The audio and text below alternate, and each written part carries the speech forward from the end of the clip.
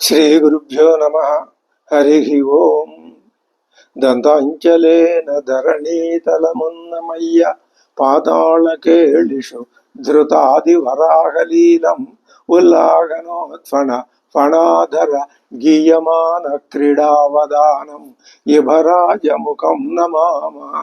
అమరీ కబరీ భార భ్రమరీ ముఖరీకృతం దూరీకరోతు దురితం గౌరీ చరణ పంకజం ఇందీవరదళ శ్యామం ఇందిరానందకందళం వందారు జనమందారం వందేహం యదునందనం.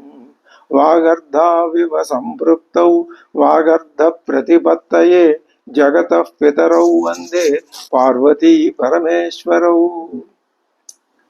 బుద్ధిర్బలం యశోధైర్యం నిర్భయత్వమరోగత అజాడ్యం వాక్పటుత్వం చ హనుమస్మరణాత్ లభేతు. ఆద్యా విద్యా హృద్గత నిర్గతాసీతు హృద్యా విద్యా హృద్గత త్వత్ప్రసాదాత్. సేవే నిత్యం శ్రీకరం త్వత్పదాబ్జం భావే ముక్తేర్భాజనం రాజమౌళే. దూరీకృతాని దురితాని దురక్షరాణి దౌర్భాగ్య దుఃఖ దురహంకృతి దుర్వచాంసి సారంధ్వదీయ చరితం నితరాం పిబంతం గౌరీశమామిహ సముద్ధర సత్కటాక్షైః. సోమకళాధరమౌళౌ కోమల ఘనకంధరే మహసి స్వామిని గిరిజానాదే మామక హృదయం నిరంతరం రమతాం సారసనా తేనయనే తావేవ కరౌ సయేవ కృతకృత్యః. యాయేయౌ యో భర్గం వదతి ఈక్షేతే సదా అర్చత స్మరతి. అతి మృదులౌ మమ చరణౌ అతి కఠినంతే మనోభవానీశ ఇతి విచికిత్సాం సంచజ శివ కథమాసీత్ గిరౌ తదా ప్రవేశః. ధైర్యాంకుశేన నిభృతం రభసాదాకృష్య భక్తి శృంఖలయా పురహర చరణాలానే హృదయమదేభం పదాన ఛిద్యంత్రైః. ప్రచరత్యభితః ప్రగల్భవృత్యా మదవానేష మనఃకరీగరీయాన్ పరిగృహ్య నయేన భక్తిరజ్వా పరమస్థాణుపదం దృఢన్నయామం.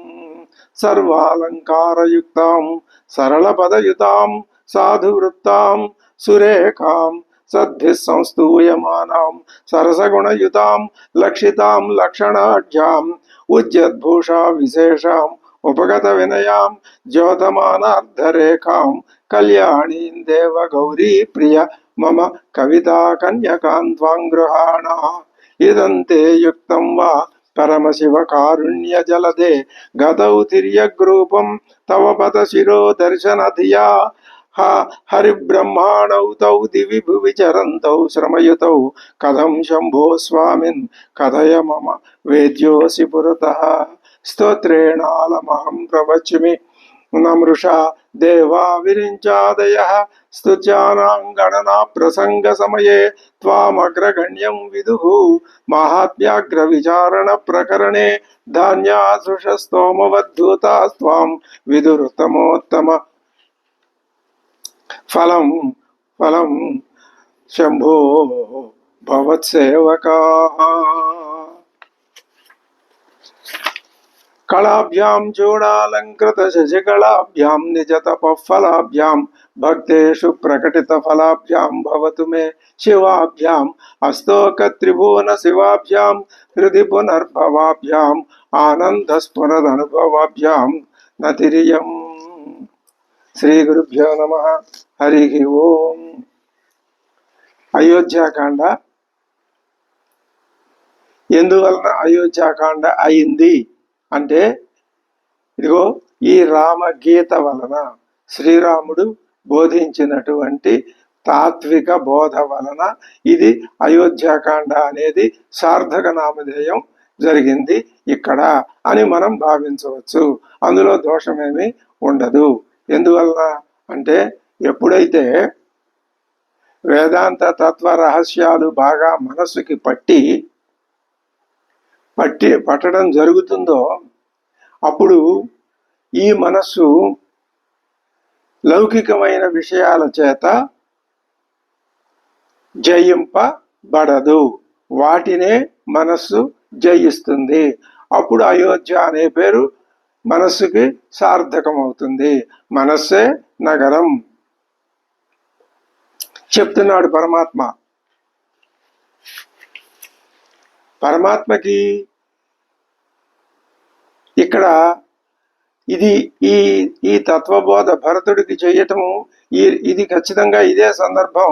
శ్రీకృష్ణ పరమాత్మ అర్జునుడికి గీతోపదేశం చేసిన సందర్భానికి రెండింటికి స్పష్టమైన పోలికలు ఉన్నాయని మనం ఆ విషయాన్ని భావించాం. ఎలాగా? తమేవం దుఃఖితం ప్రేక్ష్య విలపంతం యశస్వినం రామః కృతాత్మ భరతం సమాశ్వసయతు. ఆత్మవాన్ కృతాత్మ రామ. ఇది రాముని యొక్క అర్హత. ఆయన కృతాత్ముడు, కృతమైన ఆత్మ కలవాడు, అంటే సంస్కృతమైన ఆత్మ కలవాడు.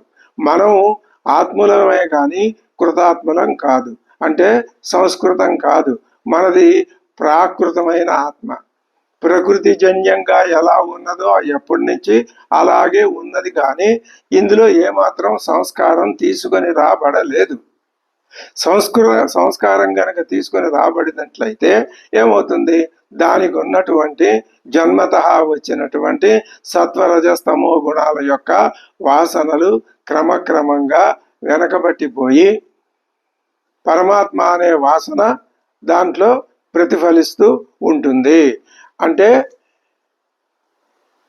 సర్పభ్రాంతి తగ్గిపోయిన కొద్దీ రజ్జు జ్ఞానం కలుగుతుంది. అంతే. ఇందులో ఇది చాలా తేలికైన విషయం.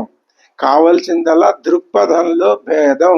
ఈ విషయం మనం ప్రతిరోజు చెప్పుకున్నా అందులో ఏ విధమైనటువంటి పునరుక్తి దోషము రాదు. దృష్టిలో మార్పే తప్ప వేరే ఏది కాదు. ఇది నేను కాదు, ఇది నేను కాదు. మరి ఏది? నీకు అనిపించేవన్నీ, నీకు కనిపించేవన్నీ నువ్వు కాదని తోసేసుకుంటూ వెడితే ఏది మిగులుతుందో అది నువ్వు.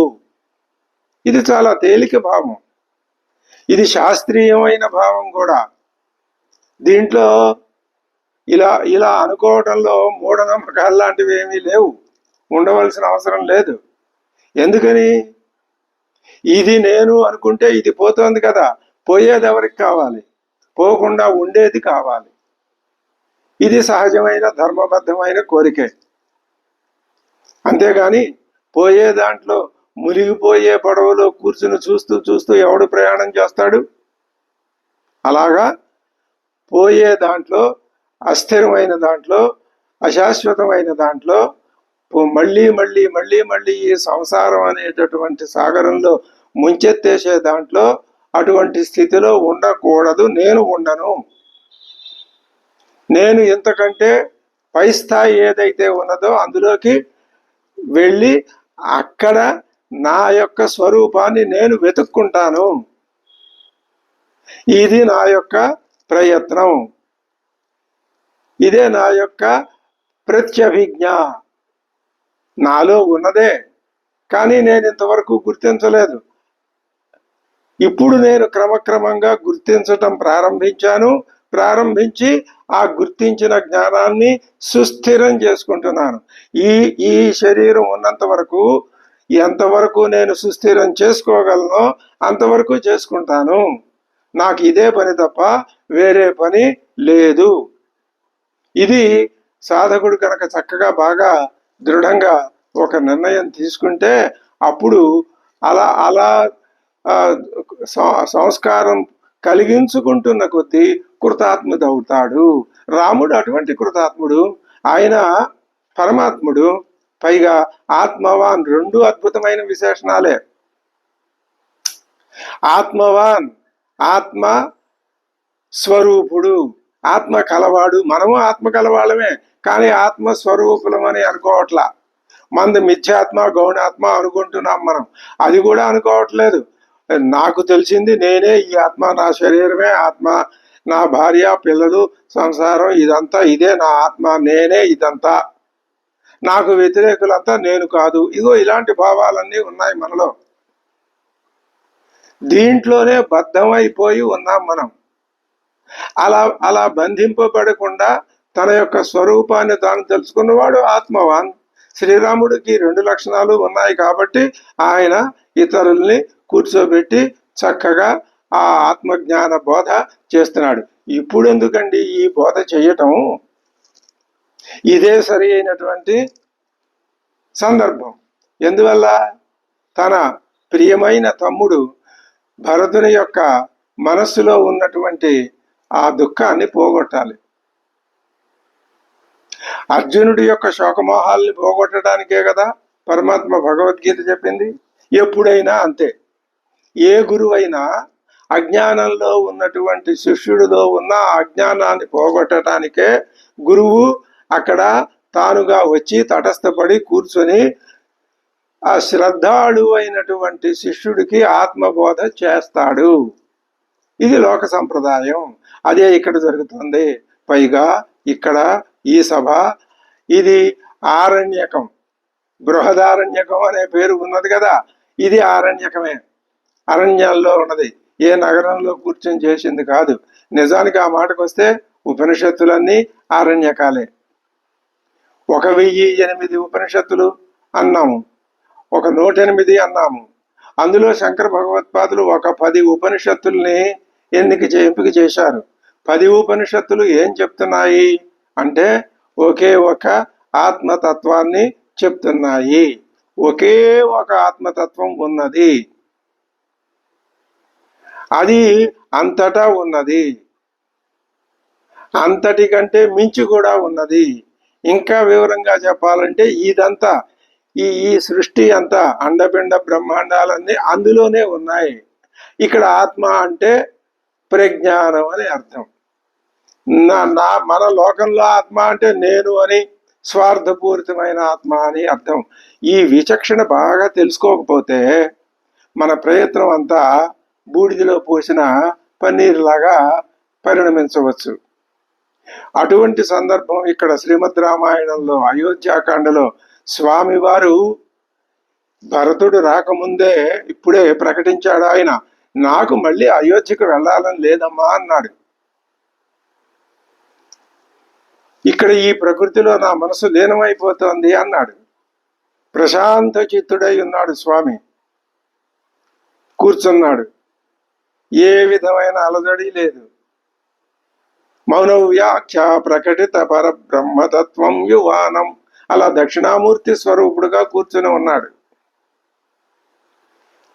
అక్కడ ఉన్నవాళ్ళు ఎవరు? దుఃఖభూయిష్టమైనటువంటి భరతుడు, ఇంకా అప్పటికి కొద్దిగా రజోగుణ భూయిష్టమై ఉన్నటువంటి లక్ష్మణుడు. సరే, అమ్మవారు అయ్యవారు రెండు ఒకటే అనుకోండి. అమ్మవారిని గురించి మనం వేరే తర్వాత సందర్భాలు అనేకం వస్తాయి. అప్పుడు కొంత అసలు అమ్మవారిని గురించి స్పష్టంగా చెప్పుకోవాల్సిన అవసరం అప్పుడు ఏర్పడుతుంది. మరి తల్లులు ఉన్నారు, అందరికంటే మించి వశిష్ఠాది మహర్షులు ఉన్నారు, జాబాలి ఉన్నాడు, వీళ్ళందరూ ఉన్నారు. వీళ్ళందరికంటే మించి ప్రకృతి అంటే రాజ్యంలో ఉన్నటువంటి పౌరులు, జానపదులు, సేనాపతులు, ప్రముఖులంతా అక్కడ ఉన్నారు. ఇది నిజంగా ఒక మహాసభ, వేదాంత సభ భావిస్తే. అటువంటి సభలో కూర్చుని శ్రీరాముడు భరతునిలో అనవసరంగా వచ్చిన దుఃఖాన్ని పోగొట్టడానికి 4 ముక్కలు చెప్తున్నాడు. ఎందుకయ్యా నువ్వు ఇదే మాట శ్రీకృష్ణ పరమాత్మ మొట్టమొదట మొదలు పెట్టడమే సాంఖ్యయోగంలో 11వ శ్లోకంతో. ఇక్కడి నుంచే మొదలైంది నిజమైన భగవద్గీత అని శంకర భగవత్పాదుల భాష్యంలో చెప్తూ అంటారు. అశోచ్యానన్వశోచస్త్వం ప్రజ్ఞావాదాంశ భాషసే. ఆ ప్రజ్ఞావాదాలు ఇక్కడ ఉన్నాయి, అయితే అక్కడ కొంచెం ఘాటుగా ఉన్నాయి, ఇక్కడ కొంచెం వేరే స్థాయిలో ఉన్నాయి.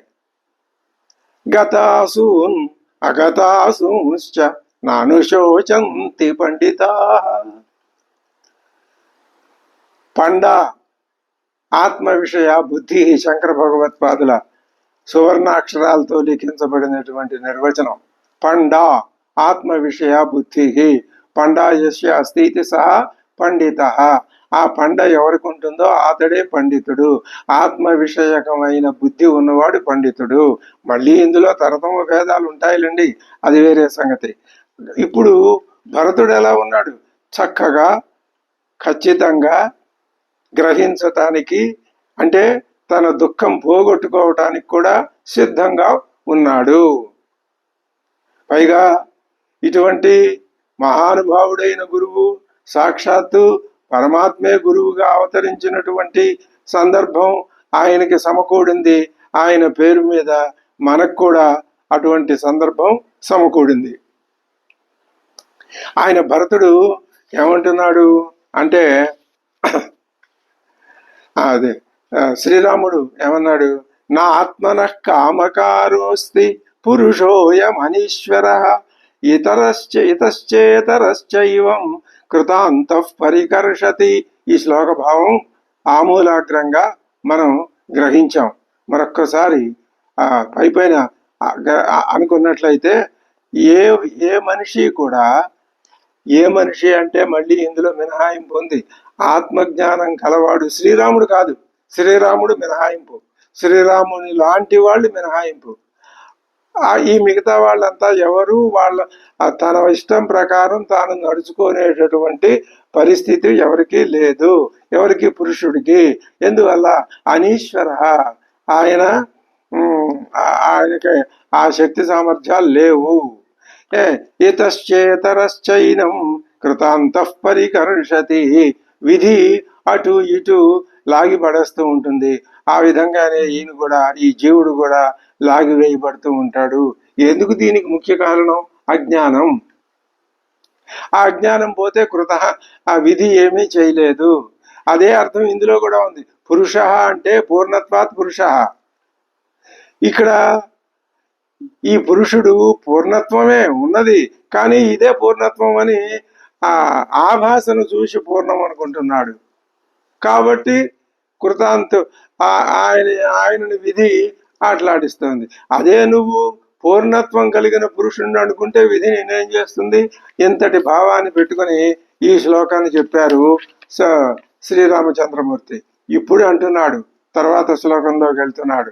సర్వే క్షయాంతాః నిచయాః పతనాంతాః సముచ్ఛ్రయాః సంయోగాః విప్రయోగాంతాః మరణాంతంచ జీవితం. ఏముందండి ఇందులో కొత్త విశేషం? ఏం చెప్పాడు శ్రీరామచంద్రమూర్తి? మరణ అంతంచ జీవితం. ఈ సంగతి ఎవరికి తెలియదు? జీవితం మరణంతో అంతమైపోతుంది, జననంతో ప్రారంభమవుతుంది, మరణంతో అంతమైపోతుంది. ఏముంది ఇందులో విశేషం? అది కాదు, ఆ దృష్టితో కాదు ఇక్కడ చెప్పబడినటువంటి సందర్భం. ఆయన ఏం చెప్తున్నాడంటే, ఇంతకు ముందు మనం చెప్పుకున్నాం, ఆత్మవాన్, ఆత్మజ్ఞానమే ప్రధానం. ఆత్మజ్ఞానం అంటే స్వస్వరూప జ్ఞానం, అంతేగాని విశేష జ్ఞానం కాదు. సామాన్య జ్ఞానం రెండు రకాలు, సామాన్య జ్ఞానం, విశేష జ్ఞానం. విశేష జ్ఞానం అంటే ఎదురుకుండా కనిపించే ప్రతి వస్తువుని చూసి ఇది ఇది ఇది ఇది అని అనుకోవటం, ఆ వస్తువుకి సంబంధించిన జ్ఞానం తెలుసుకోవటం, సంపాదించుకోవటం, ఇది విశేష జ్ఞానం. కానీ సామాన్య జ్ఞానం ఎలా ఉంటుంది? అన్ని వస్తువులు ఉన్నాయి, ఆ ఉండటం అనేది సామాన్య జ్ఞానం. అంతటా పరుచుకొని వ్యాపించి ఉన్నది ఉండటం అనే లక్షణం. ఉన్న వస్తువులు అంతటా ఉండవు, ఉండలేవు. అంతటా ఉండగలిగింది ఒకటే ఉంటుంది. అనేక వస్తువులు అంతటా ఎలా ఉంటాయి? ఒక వస్తువు ఒక చోట ఉంటే ఇంకో చోట ఉండదు. ఈ ఉన్న చోట కూడా పరిమితమై ఉంటుంది. ఇది విశేష జ్ఞానం. సామాన్య జ్ఞానం ఏది? అంతటా పరుచుకొని ఉన్నది అనేది సామాన్యం. ఆ సామాన్య జ్ఞానాన్ని, దాన్నే మనం ఆత్మజ్ఞానము, ఆ పరమాత్మ జ్ఞానం అంటున్నాం, ఇంకా ప్రజ్ఞానం అంటున్నాం. అటువంటి ఆత్మజ్ఞానం కలగాలంటే ఇది అందరికీ కలుగుతుందా? కలగకపోవచ్చు. ఎక్కడో 100కి 1,00,00,000కి ఒకళ్ళకి కలుగుతూ ఉంటుంది. మరి మిగతా వాళ్ళంతా పరిస్థితి ఏమిటి? అజ్ఞానులే. వాళ్ళు అజ్ఞానంలో కొట్టుమిట్టాడుతూ ఉన్న వాళ్ళే. వాళ్ళందరూ ఆత్మలో రమించటం లేదు. శ్రీరామచంద్రుడు ఆత్మారాముడు. నిన్న మొన్న ఆ చిత్రకూట పర్వతాన్ని చూసి, మందాకిని నదిని చూసి, మరి అంతకు పూర్వం అయోధ్యలో అంతఃపురంలోంచి తాను బయటికి వస్తుంటే ప్రజలందరినీ చూసి, ఆ ప్రజలందరినీ ఏ దృష్టితో చూశాడో స్వామి ఇక్కడ నదుల్ని వనాల్ని కూడా అదే దృష్టితో చూశాడు. అహల్యని ఏ దృష్టితో చూశాడు, మందరిని అదే దృష్టితో చూశాడు. ఇది స్వామిలో ఉన్నటువంటి ఆత్మజ్ఞాన దృష్టి. అది అటువంటి జ్ఞానం ఎక్కడో 100కి 1,00,00,000కి యతనామపి సిద్ధానాం అని అన్నాడు కదా కృష్ణ పరమాత్మ. వాళ్ళు ఏం చేస్తారు? ఆ ఆత్మజ్ఞానంలో మునిగి తేలుతూ ఉంటారు. మరి వీళ్ళు ఈ ఆభాస జ్ఞానం, ఆభాస వస్తువు అని 2 ఉంటాయి. వస్తువు అంటే వసతి ఇది వస్తువు, ఉన్నదే, ఉన్న వస్తువు కాదు. వసతి ఉండటమే అది వస్తువు. వస్తువు యొక్క ఆభాస ఉన్న వస్తువులు. సముద్రం ఉన్నది, దాని ఆభాస అది తరంగం. తరంగమే కాదు, ఆ ఉబ్బెత్తుగా ఉండటం, నొరగ, సుడులు, ఇవన్నీ కూడా ఆభాస. ఆభాస ఎందుకని? వాటికి ఏదో పేర్లు పెట్టడమే తప్ప అదంతా నీరే కదా. కానీ మనం వేరే పేర్లు పెట్టి వాటిని పిలుస్తున్నాం. ఇది ఒక పెద్ద అజ్ఞానానికి గుర్తయిపోయింది. అనాది నుంచి వస్తున్నటువంటి అజ్ఞాన చిహ్నం అయింది. ఈ దృష్టి పోవాలి, వస్తు దృష్టి పోవాలి, ఆ సామాన్య దృష్టి అలవాటు పడాలి. అది ఇవే ఆభాసే వస్తువు అని నమ్మి, వాస్తవాన్ని నమ్మి అదే ఎప్పటికీ ఉంటుంది అని చెప్పి ఇందులో తాము కోరిందంతా పొందాలి అని పోగు చేసుకోవాలని మామూలు వ్యక్తులు. ఇందులో మళ్ళీ వీళ్ళు జ్ఞానవంతులు, అనేక రకాలైన విజ్ఞానవంతులు, ఉన్నతమైన విద్యాభ్యాసం, ధనవంతులు, సంస్కారవంతులు, ధర్మశాస్త్రజ్ఞులు అంతా ఇదే విషయాన్ని మొట్టమొదట సూత్ర భాష్యంలో ఉపోద్ఘాతం చెప్తూ పండితులకు కూడా ఇంతే వాళ్ళు అన్నాడు ఆయన, శంకర భగవత్పాదులు. సరే, వాళ్ళు ఉబలాట పడుతుంటారు. దేనికి? వీళ్ళు ధనాన్ని కానీ ఆస్తిని కానీ సంపాదించి పోగేసుకోవాలి అని. జీవికకి ఎంతవరకు అవసరమో అంతవరకు సంపాదించుకోవాలి. అది పురుషార్థం, పురుష ప్రయత్నం. పురుష ప్రయత్నం లేకపోతే దాని అంతటది వచ్చి ముద్ద నోట్లో పడదు. శ్రీరాముడు వనవాసం పూర్తి చేసుకుని వచ్చి రాజ్యాన్ని ఎందుకు పాలించాడు? ఆయనకి రాజ్యభోగాలు అనుభవించాలని కాంక్ష కాదు. ప్రజలకి తాము ఎక్కడి నుంచి వచ్చారో, తాము ఎక్కడికి వెళ్ళాలో అనే విషయాన్ని తన పరిపాలన ద్వారా వారికి తెలియచెప్పటమే స్వామి యొక్క రాజ్య స్వీకరణ ఉద్దేశం. ఆయన రాజ్యాన్ని పరిపాలించిన ఉద్దేశం కూడా అదే తప్ప రాజ్యభోగం ఏనాడు లేదు. అదే కాంక్ష ఉంటే అసలు వనానికి వెళ్ళటం ఇలా ఉండదు, అది అప్రస్తుతం కూడా.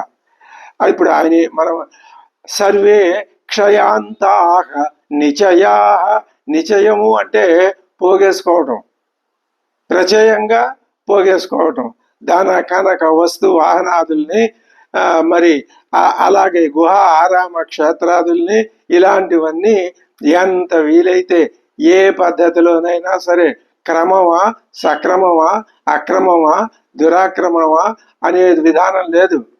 ఆ సంపాదన ఇచ్ఛ అనేది అది ఒకసారి పుట్టినట్లయితే అది అడ్డు అదుపు లేకుండా ఇష్టం వచ్చిన విధానంగా సంపాదించే విధానాన్ని మనిషిలో తీసుకొస్తుంది. అది రజోగుణం లక్షణం అది. కాబట్టి ఈ విధంగా సంపాదించుకోవటం అన్నది దీనికి ఎక్కడికి హద్దు? క్షయాంతా అంటే ఎప్పటికైనా అవి క్షీణించిపోయేవే అని వాళ్ళు తెలుసుకోరు. ఎవరు? ఆత్మజ్ఞాన హీనులు, వివేకహీనులు, అజ్ఞానులు. ఈ మాట మనం అంటే మమ్మల్ని మీరు అజ్ఞానులు అంటారా అనే కోపం కూడా వస్తుంది. అలా సూటిగా ప్రయోగించకూడదు. విషయం వచ్చింది కాబట్టి విషయ వివేచనం కోసం చెప్పుకోవటమే. ఒకరిని నిందించటం, ఒకరిని స్తుతించటం అన్నది అద్వైత సిద్ధాంతానికే వ్యతిరేకం. అన్నింటినీ తనలో ఇమిడించుకునేదే అద్వైతం. తాను ఒక్కటే ఉండాలండి, ఇంకొకటి ఉంటే అది అద్వైతం కాదు, ద్వైతమే. మరి ఇంకొక దాన్ని ఏం చేస్తుంది అద్వైతం? తనలో ఇమిడించుకుంటుంది. తనని విమర్శించే సాంఖ్యుల్ని, నైయాయికుల్ని, వైశేషకుల్ని, బౌద్ధుల్ని, లోకాయతికుల్ని, వీళ్ళందరినీ ఏం చేసింది? అబ్బాయి మీరు ఆలోచించేదంతా తప్పు అని చెప్పి వాళ్ళని తనలో విలీనం చేసుకుంది. వాళ్ళు చెప్పే దాంట్లో కూడా ఏదైనా మంచి ఉంటే అది స్వీకరించవచ్చు, మంచి కాకపోతే, మనకు అడ్డం రాకపోతే, మనకు అడ్డం వస్తే దాన్ని విడిచిపెట్టాలి అని వాటిని కూడా, ఆ వ్యతిరేక భావాల్ని కూడా శత్రుభావంతో అద్వైతం ఎప్పుడూ చూడదు. ఇది శంకర భగవత్పాదులు ఘోషించినటువంటి సత్యం. అదే శ్రీరామతత్వం, అదే శ్రీకృష్ణ తత్వం. మరి ఇప్పుడు ఈ నిశ్చయం అంతా దేనికి దారితీస్తుంది? క్షయాంతాహ అంటే క్షీణించిపోయేవే, ఉండవు. ఆ సంపాదించిన వ్యక్తి జీవిత కాలంలో కావచ్చు, అంత్యకాలంలో కావచ్చు, తరువాత అయినా కావచ్చు.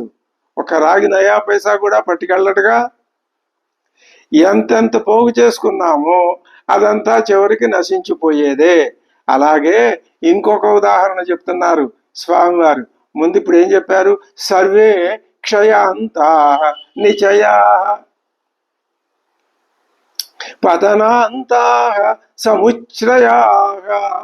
పతనాంతా సముచ్రయా. సముచ్రయం అంటే ఉచ్ఛ్రయం, ఉన్నత స్థితికి వెళ్ళటం. అధికారంలో ఎంత ఉన్నతోన్నతమైన స్థితికి వెళ్ళాలో ఏ మార్గాన్ని అనుసరించైనా, ఇందాక నిశ్చయం ఎలాంటిదో ఇది అలాంటిదే. దానంతటా అది వచ్చినటువంటి విధివశాన వచ్చిన అధికారాన్ని స్వీకరించడంలో తప్పు లేదు. కానీ అధికారాన్ని వేరే మార్గాల్లో సంపాదించుకోవటం అది దేనికి దారితీస్తుంది? పతన అంతా. ఉన్నతమైన ఎంతెంత ఎత్తుకి ఎదిగామని జనం సంతోషిస్తారో అంతగా చివరికి పతనం కావలసిందే. పెరుగుట విరుగుట కొరకే అని మనకు సుమతి శతకారుడు ఎప్పుడో చెప్పాడుగా. అది కాబట్టి ఆ ఉత్పతనం పతనానికే ఉత్పతనం అంటే పైకి ఎగరటం, కింద పడటానికే దారి తీస్తుంది. ఇంకొక ఉదాహరణ చెప్తున్నారు. సంయోగా విప్రయోగంతా. సంయోగం అన్నది విప్రయోగంతో కూడి ఉంటుంది. ఒక ముఖ్యమైన విషయం ఇక్కడ చెప్పుకోవాల్సిందే. అదేమిటంటే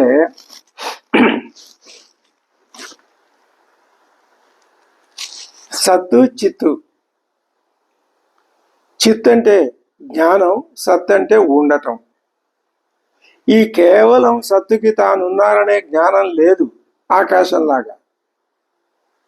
ఆ జ్ఞానానికి ఒక సత్తు కావాలి, ఉనికి కావాలి.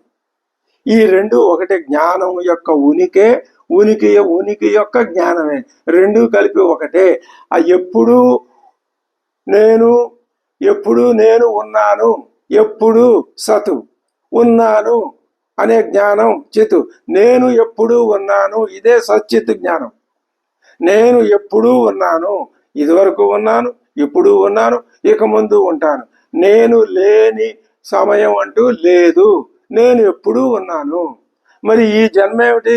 ఏదో జన్మ వస్తుంది పోతూ ఉంటుంది, అంతే. ఇది నా ఉపాధి. ఎందుకు స్వీకరించావు ఈ ఉపాధిని? తెలివి తక్కువై. తెలివి వస్తే ఏం చేస్తావు?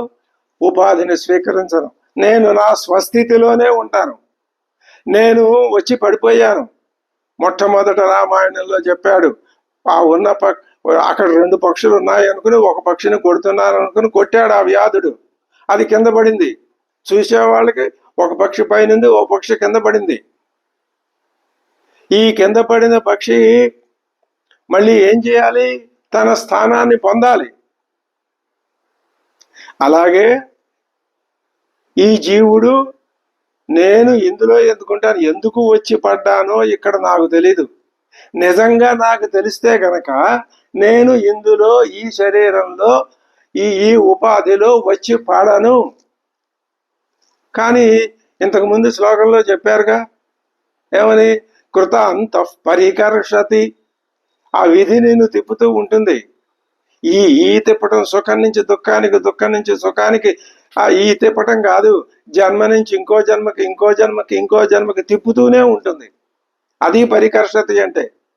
ఇది ఆకర్షతే, అది పరికర్షతి. పరికర్షతి సమంతాత్ కర్షతి, పూర్తిగా ముంచి పూర్తిగా లాగుతూ ఉంటుంది.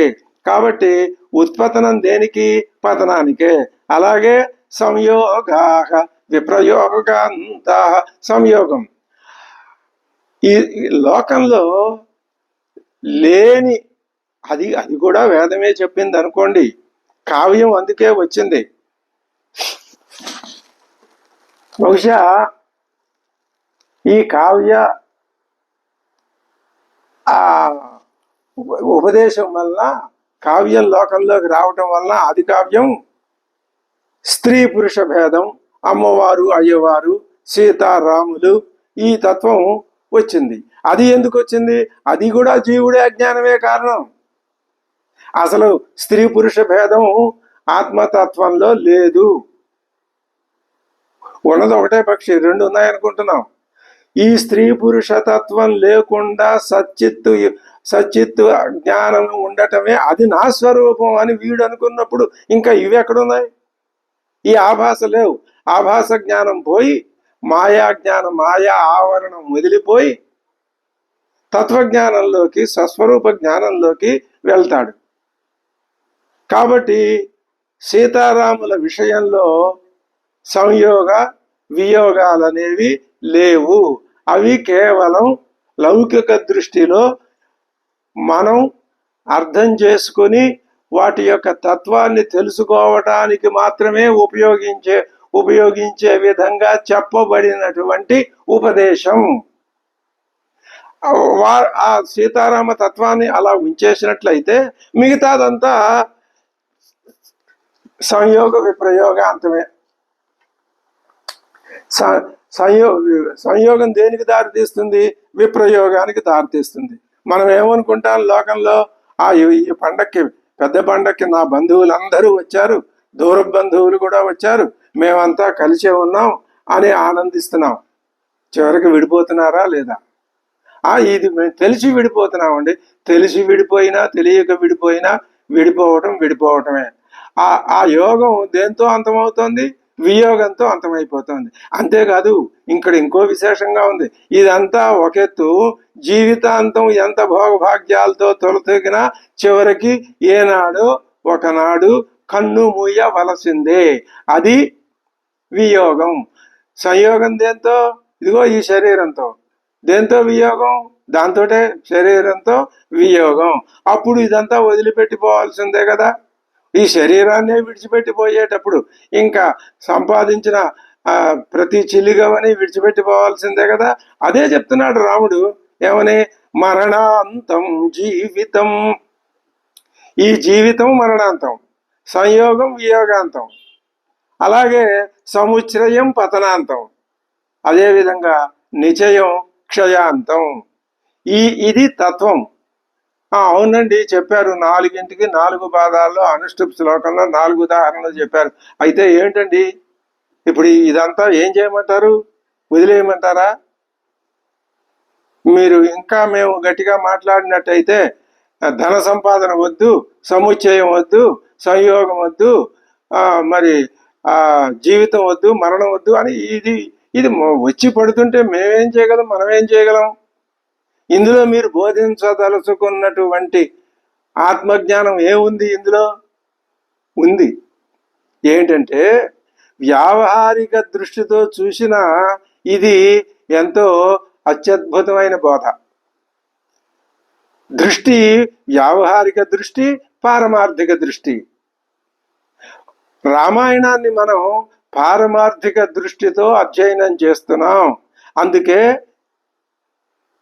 రామాయణ మార్గం అని పేరు పెట్టుకున్నాం. అందులో రమణీయత్వాన్ని ఆస్వాదిస్తున్నాం.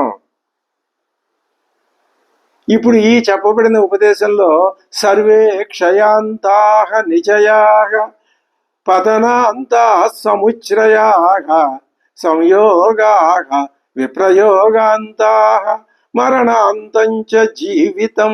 ఈ శ్లోకంలో ఒక మాట చెప్పుకున్నట్లయితే, లోకంలో కోట్లకి పడగలెత్తినటువంటి ఒక పెద్ద పెద్ద ధనవంతుడు ఉన్నాడు, వ్యాపారస్తులు ఉన్నారు. వీళ్ళని దృష్టిలో పెట్టుకుని చేసిన హెచ్చరికే ఇది. పారమార్థిక దృష్టిలో ఇదంతా అనవసరం అని చెప్తాం. లౌకిక దృష్టిలో ఎందుకు అన్ని కోట్లు, ఎందుకంత?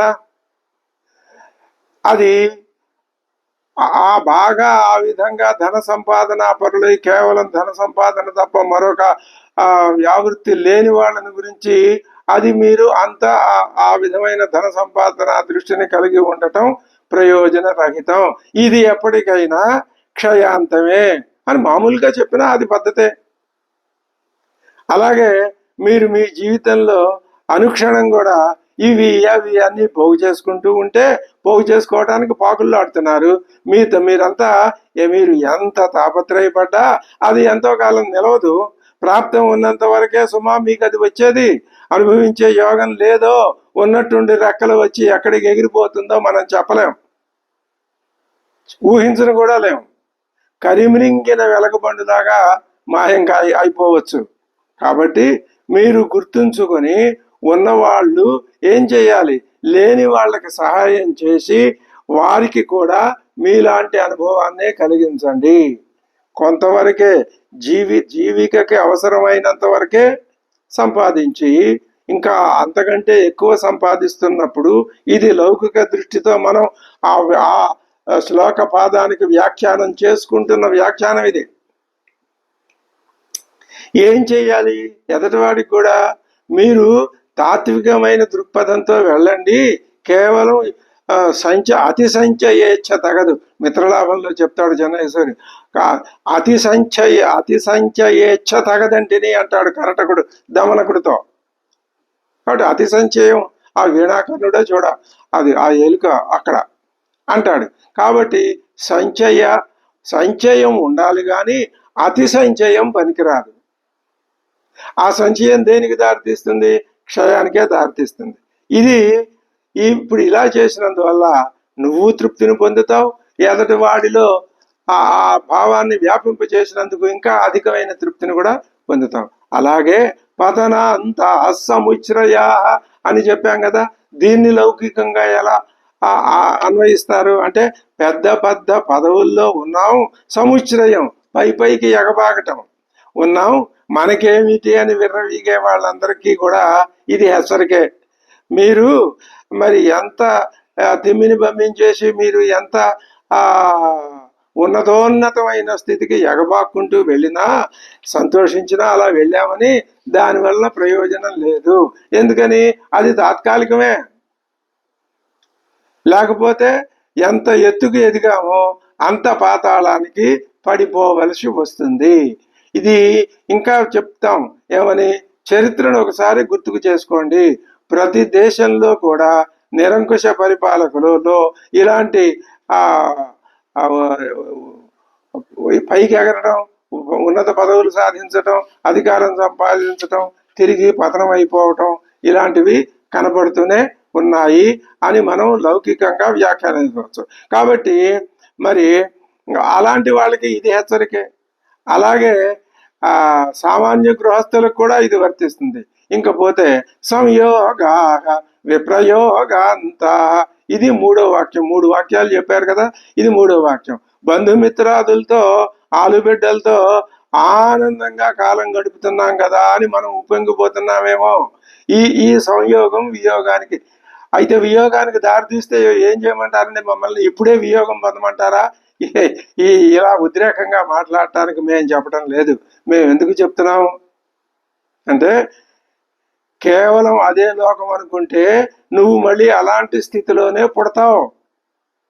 వద్దు, నువ్వు ఉండు, తామరాకు మీద నీటి బొట్టు ఎలా ఉంటుందో అలా ఉండు. ఎందుకని? ఈ శరీరాన్ని తెచ్చిపెట్టుకున్నావుగా నువ్వే. ఇంకా ఇది పొమ్మంటే ఇప్పుడు పోదు, అది పోయే టైం వస్తేనే కానీ పోదు. అప్పటిదాకా ఎలా ఉంటావు? అంటకుండా ఉండు, వైరాగ్యంతో ఉండు.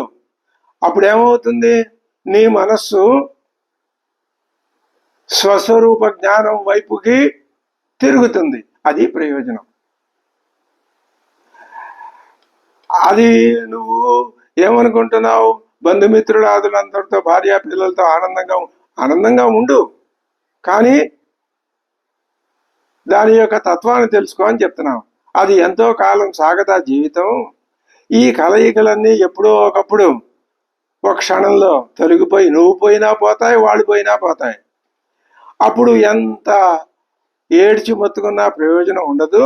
కాబట్టి అది వచ్చే లోపే దానికి నువ్వు మానసికంగా సిద్ధమై ఉండు. ఇది తత్వం. కాబట్టి ఇంకా ధనవంతులకేమిటి, రాజకీయ నాయకులకేమిటి, సామాన్యులైన గృహస్థులకేమిటి, ఇది ఒక వర్గానికే అని చెప్పటం అనేది కాదు.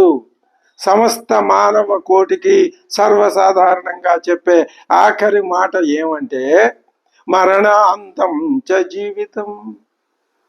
ఈ జీవితం ఎప్పుడు ముగుస్తుంది? మరణంతో ముగుస్తుంది. ఆ మరణంతో అంతా అయిపోతుందా?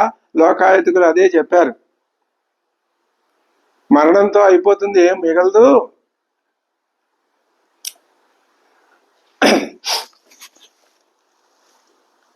రుణం కృత్వా ఘృతం పిబేతు అని కూడా చెప్పారు.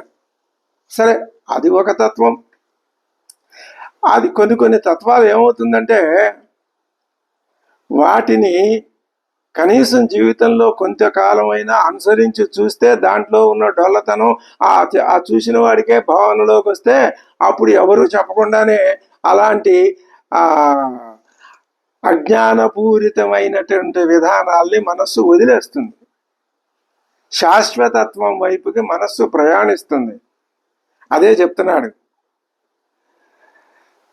ఒకప్పుడిగా ఈ జీవితం అంతా కూడా మరణంతో ముగిసిపోయేదే. ఆ తర్వాత మనము లేవు, మన అనుభవాలు లేవు, అంతా వాళ్ళకే. కాబట్టి నువ్వు ఆ విషయంలో జాగ్రత్తగా ఉండి, ఆ పై 3 విషయాల్లో జాగ్రత్తగా ఉంటే 4వ విషయంలో కూడా ఆ జాగ్రత్త అనేది నీకు క్రమంగా మార్చుకుంటూ వస్తుంది. అంచేత చిన్న అనే ఉంది, పెద్ద అనే ఉంది, పండితుడనే ఉంది, పామరుడనే ఉంది. ఎవరు ఏ దశలో ఉన్నా, ఎంత గొప్ప అనుభవం అయినా అది ఖాళీ అయిపోవలసిందే. కాబట్టి దాని మీద కాదు మనకు చూపు ఉండాల్సింది, ఆ 4 లక్షణాల మీద కాదు చూపు ఉండాల్సింది. ప్రతి ఒక్కటి అంతమైపోయేది అని ఎప్పుడైతే చెప్తున్నారో, అంతం కానిదేదో ఉండాలి. ఇది నిత్యం, శాశ్వతం, శుభ్రం. ఇది అంతా అంతమైపోయేదే. మరి అంతా అంతమైపోయేదే ఇంకా ఎందుకు? ఏదో ఒకటి దొరికినంత వరకు సుఖాలను అనుభవించేస్తే పోలేదా? అది కాదు. అంతం అయిపోతుంటే అంతం కానిది ఒకటి ఉంటుంది, నా స్వరూపం అది. ఆ జ్ఞానం బాగా మనస్సులో సుప్రతిష్ఠితం అయితేనే ఈ వేదాంతం క్లాసులో ఎవరైనా కూర్చుంటారు. లేకపోతే నచ్చకపోతే నెమ్మదిగా అటు ఇటు చూసి అక్కడి నుంచి వెళ్ళిపోతారు. ఎందుకని? మనస్సు ఆ విధమైనటువంటి ఆలోచనల్ని స్వీకరించటానికి సిద్ధంగా ఉండదు. ఇంకా కొంత టైం పడుతుంది, వస్తుంది అప్పటికోప్పటికి, రాకుండా పోదు. ఈ మానవ జాతి సమస్తం మొత్తం మళ్ళీ అందులో లీనం కావాల్సిందే. మానవుడే లీనమైనాడు అంటే మిగతాదంతా పూర్తిగా లీనమైపోయిందనే అర్థం. అది ఒక ఉదాత్తమైన ఉన్నతమైన భావనా స్థితి అది. అంటే ఇప్పుడు ఏం చేయాలి మనం? అన్నీ అంతమైపోయేటప్పుడు ఏది అంతం కాదో దాన్ని కదా మనం అన్వేషించి పట్టుకోవాల్సింది. దాన్ని అనుభవంలోకి, అది మనకి ఇంతవరకు అనుభవంలో లేదు, దాన్ని మనం అనుభవంలోకి తెచ్చుకోవాలి. అంతమయ్యేది ఏం చెబుతుంది? అంతం కానిది ఒకటి ఉంది అని చెప్తుంది, అనంతాన్ని చూపిస్తుంది. అశాశ్వతం దేని చూపిస్తుంది? శాశ్వతం అనేది ఒకటి ఉంది అని చెప్తుంది. అసత్యం ఏం చెప్తుంది? సత్యం అనేది ఒకటి ఉంది అని చెప్తుంది. దుఃఖం అనేది ఏం చెప్తుంది? సుఖం అనేది ఒకటి ఉంది అని చెప్తుంది. ఆ సుఖం ఏం చెప్తుంది? అద్భుతమైనటువంటి మహానందం ఒకటి, మహాసుఖం ఒకటి ఉంది అని అది చెప్తుంది. ఈ విధంగా చూస్తే క్షయం శ్లోకంలో మొదట నిశ్చయం. మనకి ఎటువంటి నిశ్చయం కావాలి? క్షయం లేని నిశ్చయం కావాలి. అలాగే ఉత్పతనం, పైకి వెళ్ళటం, ఎటువంటి ఉత్పతనం కావాలి? పతనం లేని ఉత్పతనం కావాలి. అలాగే సంయోగం, ఎటువంటి సంయోగం కావాలి? వియోగం లేని సంయోగం. అలాగే జీవితం కావాలి, ఎటువంటి జీవితం కావాలి? మరణం లేని జీవితం కావాలి. ఇది అద్భుతమైన విషయం. ఇది ఈ శ్లోకంలో, ఈ పరమాత్మ బోధనలో మనం గ్రహించవలసినటువంటి తాత్వికమైన అర్థము. మళ్ళీ ఏం కావాలి మనకి? ఎటువంటి నిశ్చయం కావాలి? క్షయం లేని నిశ్చయం కావాలి. ఎటువంటి ఉత్పతనం కావాలి? పతనం లేని ఉత్పతనం కావాలి. ఎటువంటి సంయోగం కావాలి? వియోగం లేని సంయోగం కావాలి. ఎటువంటి జీవితం కావాలి? మరణం లేని జీవితం కావాలి. మరి ఇప్పుడు ఈ జీవితం ఇది మరణ సంయుక్తం. ఇది మరణం లేనిది ఉందా? ఉంది. ఎప్పుడైతే మరణం ఉన్నది అని ఇక్కడ కనపడుతోందో, మరణం లేనిది కూడా జీవితం ఉంటుంది, ఉండి తీరాలి. అది మనం వెతుక్కోవాలి. అప్పుడు ఈ లౌకిక విషయమే మన ఎటువైపుకి తీసుకెళ్తుంది? పారమార్థిక దృష్టికి కలిగించేటట్టు మనని తీసుకువెళ్తుంది. ఈ శ్లోకం అది పైకి మాత్రం ఎలా కనిపిస్తున్నా అద్భుతమైనటువంటి ధ్వన్యర్థాన్ని, ఆంతరంగిక అర్థాన్ని ఎలా ఇస్తుందో చూడండి. సర్వే క్షయాంతా నిజయా వతనాంతా సముచ్రయా సంయోగా విప్రయోగాంతా మరణాంతంచ జీవితం. ఇవి లేనివి కావాలి అని దాని అర్థం. ఇవి లేనివి ఎక్కడుంటాయండి? ఇవన్నీ ఒకే ఒక్క చోట ఉంటాయి.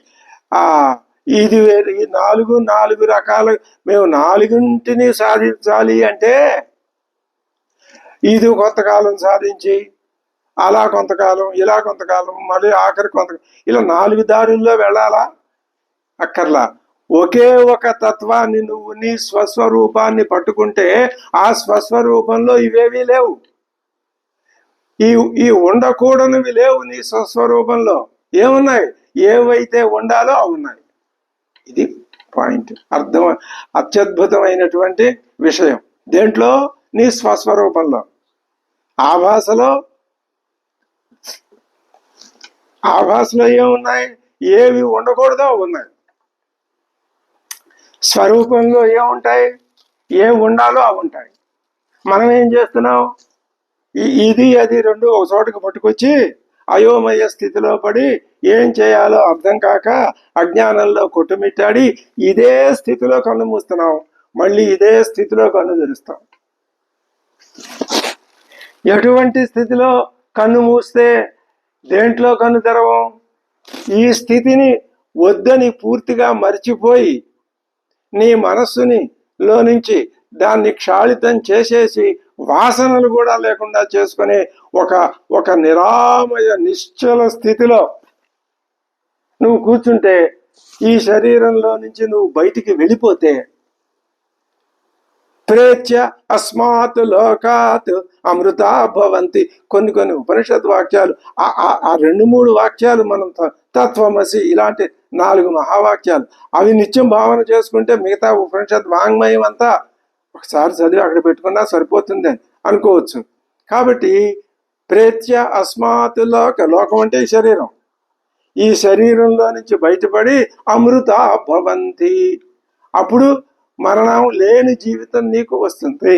అయితే ఎప్పటికీ మనం చెప్పడం అయితే చెబుతాం కానీ ఉపన్యాసాలు దంచిపడేయటం అది అనుభవంలోకి రాదు, తెచ్చుకోవటం కష్టమైనా కానీ ఒక విశేషం ఏమిటంటే మనం దాంట్లో నుంచి పూర్తిగా మళ్ళీ మామూలు స్థితిలోకి రాము, ఆ స్థితిని వదిలిపెట్టుకోం, నిరంతరం ఆ భావనలోనే ఉంటాం. అది మనకి ఈ జన్మలో భగవంతుడు ఇచ్చిన వరం, రామాయణ అధ్యయన ఫలం. అది నిలుపుకుంటే చాలు ఈ జన్మకి. తర్వాత ఏం సంభవిస్తుంది అనేది మరి ఎవరు చెప్పగలరు. కాబట్టి ఇప్పుడు ఎలాగో అలాగా మనం ఈ విషయం, ఈ శ్లోకం యొక్క భావాన్ని గ్రహిస్తున్నాం. ఇప్పుడు ఏమవుతుంది ఇక్కడ? వృద్ధి క్షయం, ఆరోహణ అవరోహణ, సంయోగం వియోగం, ఇవన్నీ ఏమిటివి? ద్వంద్వాలు అంటే ఒకటి వస్తే దాని వెనకాల రెండోది కూడా వచ్చి కూర్చుంటుంది, ఇది వస్తే దీని వెనక అది వస్తుంది. ఈ పైగా ఈ రెండు ఒకే రకమైన భావాలా? కాదు, ఒకదానికొకటి విరుద్ధమైన భావాలు ఇవి, అంటే వ్యతిరేకమైన భావాలు. వృద్ధి క్షయం కాదు, క్షయం అంటే వృద్ధి కాదు. ఆరోహణం అవరోహణం కాదు, అవరోహణం ఆరోహణం కాదు. అలాగే సంయోగం వియోగం కాదు, వియోగం సంయోగం అంతకంటే కాదు. ఒకటి అనులోమం అయితే మరొకటి దానికి ప్రతిలోమం. ఈ విధంగా ఇప్పుడు ఇంకొకటి కూడా ఉంది వీటిలో లక్షణం. అది ఏమిటి? వృద్ధి క్షయం. ఈ వృద్ధి ఎక్కడ అంతమైపోతుంది? క్షయం దగ్గర అంతమవుతుంది. ఈ క్షయం ఎక్కడ అంతమవుతుంది? వృద్ధి దగ్గర అంతమవుతుంది. సంయోగం ఎక్కడ అంతమవుతుంది? వియోగం దగ్గర అంతమవుతుంది. వియోగం ఎక్కడ అంతమవుతుంది? సంయోగం దగ్గర. అంటే ఇది దాని దగ్గర అంతమైతే అది దీని దగ్గర అంతమైపోతూ ఉంటుంది. ఇది అంటే దీంట్లో ఇంకా లోతుగా పరిశీలిస్తే ఇంకొక విషయం మనకు అర్థమవుతోంది. సంయోగం వియోగాన్ని ఆక్రమించలేదు, వియోగం సంయోగాన్ని వ్యాపించలేదు. వ్యాపించటం అంటే ఈ రెండింటినీ వ్యాపించేది నా స్వరూపం. ఈ రెండు దేంట్లో లయమైపోతాయో, ఈ తరంగం అనే పేరు, బుద్బుదం అనే పేరు, ఆవర్తం అనేవి, ఇవన్నీ దేంట్లో లయమైపోతాయో అది సముద్రం. ఆభరణాలన్నీ దేంట్లో లయమైపోతాయో అది బంగారం. కొండ, మూగుడు, చట్టి, ప్రమిద ఇవన్నీ దేంట్లో లయమైపోతాయో అది మట్టి. అలాగే ప్రపంచంలో కనిపించే విశేషాలన్నీ దేంట్లో లయమైపోతాయో అదే ఆత్మ. అనాత్మ దేంట్లో లయమైపోతుందో అదే ఆత్మ. అనాత్మ దృష్టితో చూస్తే ఈ అనాత్మ ఎందులో కలిసిపోయి మళ్ళీ కనపడకుండా పోతుందో అది ఆత్మ. గంగా నది తాను గంగా నదిగా ఉంటూనే ఉన్నంతకాలం ఉండి ఉండి ఉండి చివరికి ఎందులో లయమైపోతే అది గంగా నది యొక్క స్వరూపం. ఇంకా అక్కడ గంగా, యమున అనే పేర్లు లేవు. తేనెటీగలు అనేక రకాల పుష్పాల దగ్గర నుంచి ఒక్కొక్క చిన్న చిన్న కణం ఆ తేనెను పట్టుకొచ్చి ఒక చోట పెడతాయి. అందులో తేనెలో నేనేమో గులాబీ పువ్వులో నుంచి వచ్చాను అనే ఒకటంటే, ఇంకొకటి నేను ఆ పువ్వులు, అదేం ఉండదు అక్కడ కలిసిపోతే అంతా ఒకటే. కాబట్టి ఈ ద్వంద్వాలన్నీ దేంట్లో సమసిపోతాయో అది నీ స్వరూపం. ఇది అద్భుతమైన విషయం. ఇందాక నుంచి కష్టపడి భావాన్ని మనం తర్కించి ఒక పెరుగు చిలికి వెన్నని ఎలాగ తీసుకుని ఆ వెన్నని ఆ గోరుముద్ద చేసి ఎలా తినగలుగుతామో అట్లాంటి ఒక భావాన్ని, నవనీతం లాంటి భావాన్ని ఇప్పుడు సంపాదించుకున్నాం. ఈ ద్వంద్వాలన్నీ మాత్రా స్పర్శాస్తు కౌంతేయ శీతోష్ణ సుఖ దుఃఖదా, వీటిని భరించు అని చెప్పి కృష్ణ పరమాత్మ చెప్పాడా లేదా? అలాగే ఈ ద్వంద్వాలన్నీ ఇప్పుడు ఈ శ్లోకంలో చెప్పినవి ఏమిటి? ద్వంద్వాలే. ఏమిటవి? క్షయాంతాః నిచయాః పతనాంతాః సముచ్రయాః సంయోగాః విప్రయోగాంతాః మరణాంతంచ జీవితం. ఈ మరణము ఈ జీవితము ఈ రెండు, మరణము జననము రెండు ఎందులో లయమైపోతాయో అదే నీ స్వరూపం. అందులో నుంచే వచ్చాయి, ఆ సముద్రంలో నుంచే ఈ తరంగం వచ్చింది. మళ్ళీ ఇది అందులో లయం చేసుకోవాలి కాదు. నేను తరంగాన్ని నేను కూర్చుంటే అది ఎప్పుడూ తరంగం లాగానే ఉంటుంది. ఇదే మోక్షం. ఇంతకంటే మనం ఏమి బుర్రలు పగలగొట్టుకొని అంత అయోమయ స్థితికి పొందాల్సిన అవసరం లేదు. వేదాంతం తెలిస్తే పట్టుకోవటం చాలా తేలిక. ఇంకా ఒకసారి రుచి పడిన తర్వాత దాన్ని విడిచిపెట్టడం అంత సాధ్యం కాదు. అది మన పూర్వజన్మ సుకృతం. మనం ఏ రోజు మన దైనందిన వ్యవహారాల్ని ఎంతవరకు కావాలో అంతవరకు ముక్తసరిగా పూర్తి చేసుకుంటూనే ఈ ఆధ్యాత్మిక భావనలో ఎక్కువసేపు మెలగగలిగితే అది ఈ జీవితానికి పరమావధి. తర్వాత ఏం జరుగుతుందో తర్వాత ఎవరు చెప్పగలరు? కాబట్టి ఇప్పుడు ఇవి దేంట్లో అంతం అవుతాయో అది పరమాత్మ స్వరూపం. ఇవి ఎక్కడికక్కడ తెగిపోతూ ఉంటాయి. అయితే ఇవి రెండు ఏది అనుభవిస్తోందో అది వీటి రెండింటినీ వ్యాపించి ఉండాలి. అది ఇలా తెగిపోదు. సంయోగం వియోగం దగ్గర తెగిపోతుంది, వియోగం సంయోగం దగ్గర తెగిపోతుంది. కానీ ఈ రెండింటినీ అనుభవించే తత్వం ఉందే, అది తెగిపోవటం అంటూ ఉండదు. దానికి వీటిల్లాగా అంతం ఉండదు. ఏమిటది? మన స్వరూపమే. అది మనలో స్వరూపం లేదు. బంగారం లేనిదే ఆభరణం ఎక్కడిది? ఈ పిచ్చిమొహం ఆభరణానికి తన స్వరూపం బంగారం అని తెలియదు. అలాగే మనము ఆభరణం కంటే పెద్ద విశేషమేం కాదు. మనకి మన స్వరూప జ్ఞానం లేదు. మనం ఏదో చెబుతున్నాం, పైకి ఉపన్యాసాలు దంచేస్తాం, కానీ ఆ స్వరూప జ్ఞానం అనుభవంలోకి రావాలి, తెచ్చుకోవటానికి ప్రయత్నం చెయ్యాలి. అప్పుడు ప్రవర్తనే మారిపోతుంది, జీవితమే మారిపోతుంది. అది మన స్వరూపం. మన స్వరూపం ఏది? జ్ఞానం. అదే ప్రజ్ఞానం, అదే ఆత్మ, అదే పరమాత్మ, అదే ప్రత్యేగాత్మ, అదే మహాత్మ, అదే సత్యం, అన్నీ అదే. ఇప్పుడు ఈ జ్ఞానం ఏం చేయాలి? మనకి వృద్ధి క్షయాల్ని తనలో లీనం చేసుకోవాలి. ఇంకా ఏం చేయాలి? సంయోగ వియోగాల్ని కూడా ఈ జ్ఞానం తనలో ఈ భావం పట్టుబడటం చాలా కష్టం. అవగాహనకి రావటమే కష్టం, వచ్చింది నిలవటం ఇంకా కష్టం. అయినా ప్రయత్నం చేస్తూనే ఉండాలి సాధకుడైన వాడు. ఇప్పుడు మంచి అవకాశాన్ని శ్రీరామచంద్ర ప్రభువు మనకి ఈ అయోధ్యాకాండలో చిట్ట ఈ సర్గలో మనకి అందిస్తున్నాడు. ఆయన మనం ఇందుకోసమే రామాయణం చదువుతున్నామని చెప్పుకుంటున్నాం కదా. కాబట్టి ఆ జ్ఞానం ఏం చేయాలి? వృద్ధిని క్షయాన్ని తనలో ప్రవిలాపనం చేసుకోవాలి. అనుభవించాలి అంటే ఏది ముందుండ? అనుభవించబడేది ముందుండాలా, అనుభవించేది ముందుండాలా? ఇది ఒక విషయం, చర్చింపబడవలసిన విషయం. అనుభవింపబడేవి, అనుభవించేది. అనుభవింపబడేది ముందు ఉండి అనుభవించేది దాన్ని అనుసరించి పుడుతుందా? పుట్టదు. ఇది ప్రకృతి విరుద్ధం. ఎవరైనా సరే, ఏ వాదాలు ఉన్న వాళ్ళైనా సరే, అనేక వాదాలను విస్తరింపజేసిన వాళ్ళు ఎవరైనా సరే, ఇది మౌలికమైన సత్యం. దీన్ని ఒప్పుకొని తీరాల్సిందే. ఏమిటి? ఇక్కడ అస్తివా నాస్తివా ఆ చర్చ ఇక్కడ తేలిపోతుంది. నాస్తి అనేది లేదు, అస్థి అనేదే ఉంది.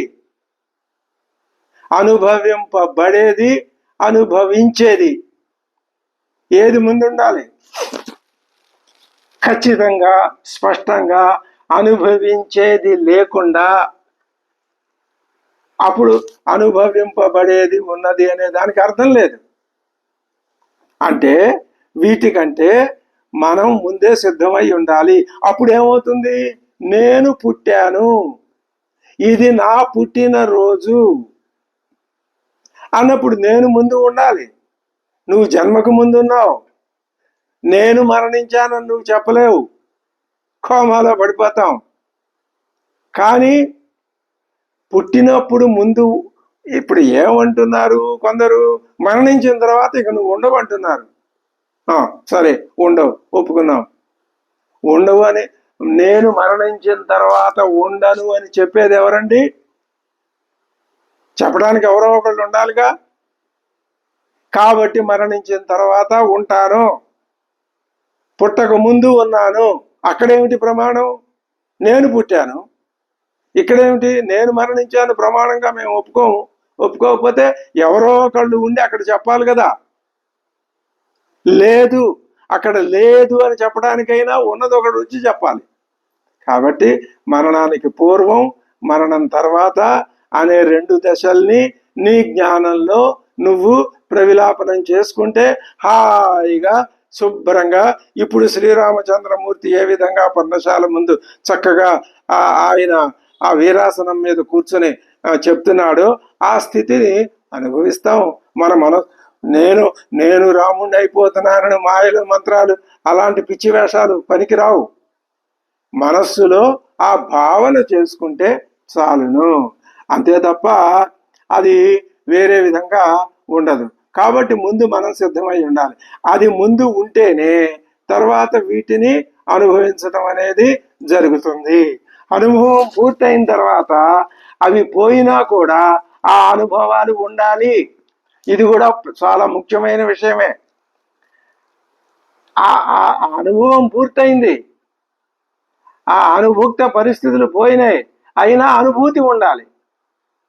లేకుంటే మళ్ళా ఇంకొకటి దాని అనుభవానికి రావటానికి వీల్లేదు. కాబట్టి ఆది మధ్యాంతాల్లో అనుభవించే జ్ఞానం ఒకటి ఈ ద్వంద్వాలని అనుభవిస్తూ ఉండాలి. అంటే దానికి అంతకు ముందు దానికి మొదట అది ఉండాలి, తరువాత అది ఉండాలి. అంటే దానికి అంతం ఉండకూడదు, అంతం లేదు అంటే అనంతం. అదే జ్ఞానం, అనే మన స్వరూపం, అదే మన ఆత్మ.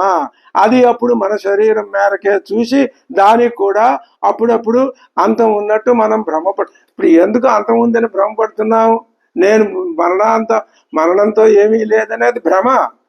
ఎందుకని?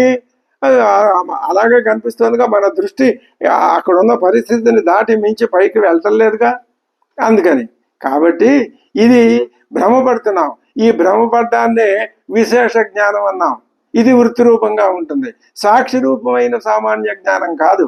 అందుకనే ఈ ద్వంద్వాలన్నింటినీ నువ్వు సాక్షి రూపంగా చూస్తూ ఉంటే వచ్చేది వస్తూ ఉంటుంది, పోయేది పోతూ ఉంటుంది. సుఖం వచ్చింది.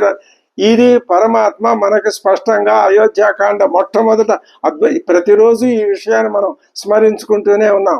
ఎక్కడ? నీకు పట్టాభిషేకం, ఏమీ మార్పు లేదు. నువ్వు అడవులకు వెళ్ళు, ఏమీ మార్పు లేదు. రెండింటినీ సమానంగానే స్వీకరించాడు కదా ఆయన. ఇది గుణపాఠం కాదా? జీవుడికి ఇది పాఠం కాదా? ఇదే కదా మనం రామాయణం ఆ అధ్యయనం వలన గ్రహించవలసినటువంటి అంశం. కాబట్టి మనం ప్రతిదాన్ని ఎలా చూడాలి? సాక్షి రూపంగా చూడాలి. ఇప్పుడు మనం ఏం చెప్పుకుంటున్నాం? అనంతం అనంతం అని చెప్పుకుంటున్నాం. అదే దానికే ఏమని పేరు? ఇదిగో ఈ సామాన్య జ్ఞానం అని పేరు. అది ఈ వృత్తి జ్ఞానాన్ని, ఇందులో ప్రతిఫలించిన ఆయా నామరూపాలని కూడా వ్యాపించింది జ్ఞానం. కాబట్టి అదే మన అసలైన స్వరూప జ్ఞానం. మన స్వరూప జ్ఞానంలో ఇవన్నీ సముద్రం అనే మాటలో ఆ తరంగం అనే మాట ఉబ్బెత్తుగా నామ రూప క్రియలు అన్నీ సముద్రంలో కలిసిపోతాయి. దాంట్లో నుంచి వస్తాయి, దాంట్లోకే వెళ్ళిపోతాయి. అలాగే నాలో ఉన్నటువంటి సాక్షి జ్ఞానాన్ని నేను గనక, అదే చెప్పింది ఉపనిషత్తు, నీలో ఎంత చిన్న నిప్పురవ్వ లాంటి ఆ జ్ఞానం ఉంటే దాన్ని పెట్టి దాని చుట్టూ 2-3 బొగ్గులు చేర్చి దాన్ని నెమ్మది ఒక్కసారి గట్టిగా వీస్తే అది ఆరిపోతుంది. అలా కాకుండా క్రమక్రమంగా దాంతో మొత్తం కుంపట్లో ఉన్న బొగ్గులన్నింటినీ మళ్ళీ ప్రజ్వలింపజేయవచ్చు. అది సమర్థుడైనటువంటి సాధకుడు చేయవలసినటువంటి పని. ఇప్పుడు మనం ఏం చేయాలి? మన స్వస్వరూపాన్ని గుర్తిస్తే చాలు. ఇదే విషయాన్ని స్పష్టంగా తైత్తిరీయం చెప్పింది. సత్యం జ్ఞానం అనంతం బ్రహ్మ. సత్యమే బ్రహ్మ, జ్ఞానమే బ్రహ్మ, అనంతంగా ఉన్నదే బ్రహ్మ. బ్రహ్మ అనంతం, బ్రహ్మ జ్ఞానం, బ్రహ్మే సత్యం. అటు నుంచి ఇటు చెప్పుకున్నా, ఇటు నుంచి అటు చెప్పుకున్నా సరిపోతుంది. కాబట్టి అటువంటి అనంత జ్ఞాన సంపన్నమైనటువంటి బ్రహ్మజ్ఞానాన్ని మనం పొందవచ్చును, మానవుడు పొందగలడు. అందుకుంటే అలా ఆ స్వస్వరూప జ్ఞానాన్ని గనక మనం పొందినట్లయితే అప్పుడు ద్వంద్వాలు మనని అంటవు. ఇది ఈ శ్లోకంలో ధ్వనిస్తున్నటువంటి ఆధ్యాత్మిక భావం, లౌకిక భావం, పారమార్థిక భావం, రెండు భావాల్ని స్ఫురింపజేశాడు శ్రీరామచంద్ర ప్రభువు ఈ శ్లోకంలో. ఇక్కడ మనకి ఏ విషయం గుర్తొస్తుంది? మాత్రా స్పర్శాస్తు కౌంతేయ శీతోష్ణ సుఖ దుఃఖదాహ ఆగమాపాయినో అనిత్యాగ తాన్ స్థితిక్షస్వ భారత అంటున్నాడు. తేషు హర్షం విషాదంచ మా కార్షి అని భగవత్పాదులు ఒక చక్కటి వాక్యం రాశారు. సుఖ దుఃఖాల్లో, కష్ట సుఖాల్లో, ఇలాంటి వాటిల్లో తేషు వాటి యందు వాటి యందు హర్షం విషాదంచ మాక, నీకు సంతోషము వద్దు, విషాదము వద్దు, నిశ్చల స్థితిలో అలాగే ఉండు. ఆ స్థితిని సాధించుకో. అది నీకు ఆత్మజ్ఞానం వైపుకి నిన్ను తీసుకొని వెడుతుంది. ఇది ఇప్పుడు ఈ శ్లోకంలో చెప్పినటువంటి భావం. ఈ శ్లోకాన్ని మరొకసారి మనం భావన చేద్దాం. సర్వే క్షయాంతాః నిచయాః పతనాంతాః సముచ్రయాః సంయోగాః విప్రయోగాంతాశ్చ మరణాంతంచ జీవితం. తర్వాత స్వామివారు చెప్పేటటువంటి శ్లోక భావాన్ని మరొక ఎపిసోడ్లో భావన చేసుకుందాం. స్వస్తి. శ్రీ గురుభ్యో నమః. హరి ఓం.